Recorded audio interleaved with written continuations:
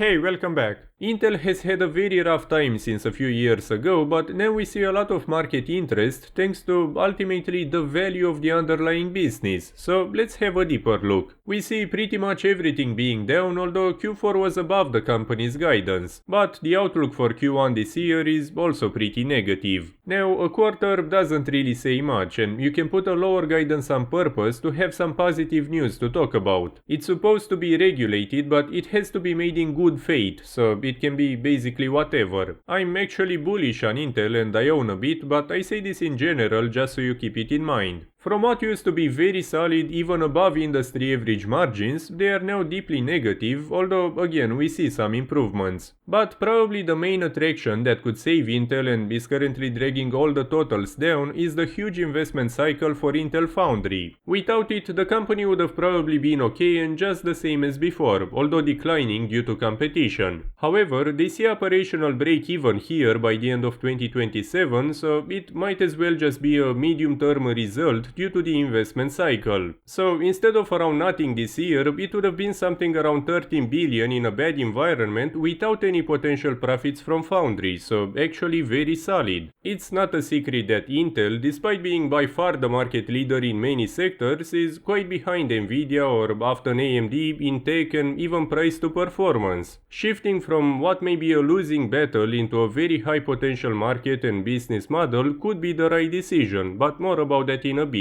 Again, they don't really make money now because they are in a huge investment cycle. Right now the cash flow is negative, but before this was making a solid 10-12 billion per year, placing them at a ratio of around 10 today, but the environment is very different now. Again, the underlying business remains very solid, but we see capex of over 20 billion per year since half a decade ago, despite slowing down due to the environment. That's part of the company's plan of becoming the second largest foundry provider or chip manufacturer by 2030, after TSMC. They got a lot of government support already, and now in this push for bringing key tech back to the US, Trump might intervene and facilitate some kind of deal. I see TSMC mentioned in the media as a potential operator of Intel's chip factories, but at the same time don't forget what the T in TSMC stands for, so not American. But there are other options, although the country's dependency on Taiwan wouldn't change that way and politics remain unpredictable, not to mention that that's if TSMC would want to. However, we see somewhat of a recovery in Q2, 3 and 4, and they wanted to cut the capex from what I know and take a more calculated approach. Depending on the timing and magnitude, plus of course the environment, this cash flow can even turn positive relatively soon. Don't forget that they still make good money even today with normal capex. The only issue I guess is that you need money to finish the projects. We see significant contributions from partners in 2024, but until you finish them, delaying to cut costs also means delaying the profits. Financially, we see an okay position with the current assets covering the current liabilities, but quite a bit of debt. However, they have a ton of physical assets worth more than double the debt, so if they really have to and somehow got into a very unlikely scenario where they can't repay or refinance it, they can do a spin-off or something and that's it. Now, what's impressive, and I'll talk more about in a bit, is the equity being pretty much equal to what until literally a few hours ago was the market cap.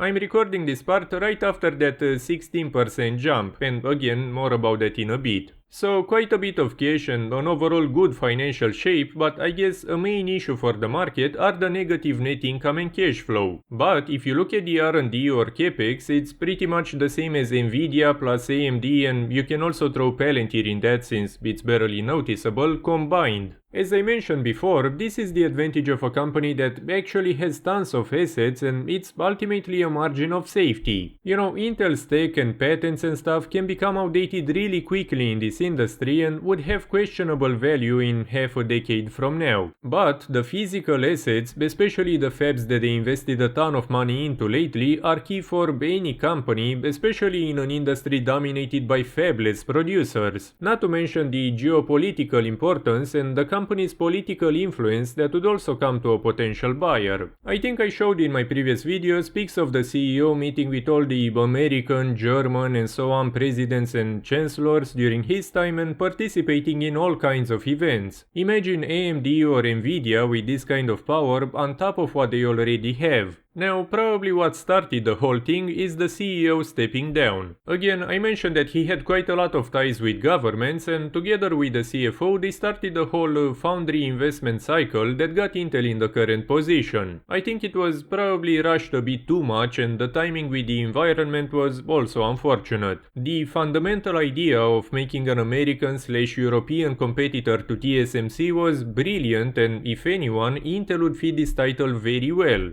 But how you get to it is also very important. The debt grew so far by like 60% since 2019, or pretty much double since 2018, and to focus on investing, don't forget that they cut the dividend by 65% at first and then completely stopped it some months ago. Of course, the market really didn't like it, and if you look at Intel before, this used to be a very solid dividend payer, which was key for the market on top of the buybacks that turned into issuing. As a result, they lost the best line of free credit, issuing stock conveniently. You know, if they showed a plan and told the market from the start that they wanted to issue, let's say 5% on average, similar to Amazon, cut the dividend a bit or keep it at the current level, plus maybe some restructuring to save some money, the market's reaction may have been different. Because the way they did it was basically, we want to invest this much and here is this massive drop in cash flow and net income, disappointing results, and by the way, we'll cut the dividend and fire 15,000 people. That, by the way, is part of a plan to save about 10 billion by 2025. I'm not saying they didn't have a plan, but the way they executed felt like they were reactionary, not proactive as they should. At the same time, I think a potential risk could come from the new management. You know, if they say this investing cycle was a mistake and will sell the current projects for scraps and invest in fighting Nvidia and AMD, that could potentially destroy the company. I think that's already a lost battle, although they could still fit in the market, but from a geopolitical point of view, the current plan should be very beneficial. Obviously, the competition is probably the company's number one issue, and diversifying into something that could even allow Intel to benefit from losing to them could be very smart. But it remains a very competitive market, and ultimately you can see chips and semiconductors as commodities at this point, which can be very volatile. You know, say they finish the projects when semiconductors are at low levels, they have issues finding clients to rent the fabs to, maybe some big debt repayments, and you can see how they can get into trouble. Now, let's see a valuation. In a bad scenario, let's say that somehow investing 200 billion plus the current business only make 10 billion per year, which would be absolutely terrible returns on investments and margins. Say the ratio is at 7 in an industry that's usually at like 40-50 to show the market's disappointment, and that's a 70 billion market cap. That's a price of 16.22, meaning a pretty significant loss and very similar to the low that we saw not even a month ago. Of course, that's terrible, especially if it happens in half a decade, because they might also issue quite a bit of stock, making it even lower. But at the same time, the equity could be even double this market cap after so many investments and maybe some debt repayments, so wouldn't a company buy them, especially when they have some state-of-the-art foundries? Now, in a second scenario, let's say they get to 15 billion per year, so basically adding 5 billion on top of what Intel was making a decade ago. Sure, it's probably more than 5 billion because it also offsets the potential decrease from that level, but it's still not a lot. Say the ratio is at 10, which is again insanely low for the industry and even below Intel's average, and that's a 150 billion market cap.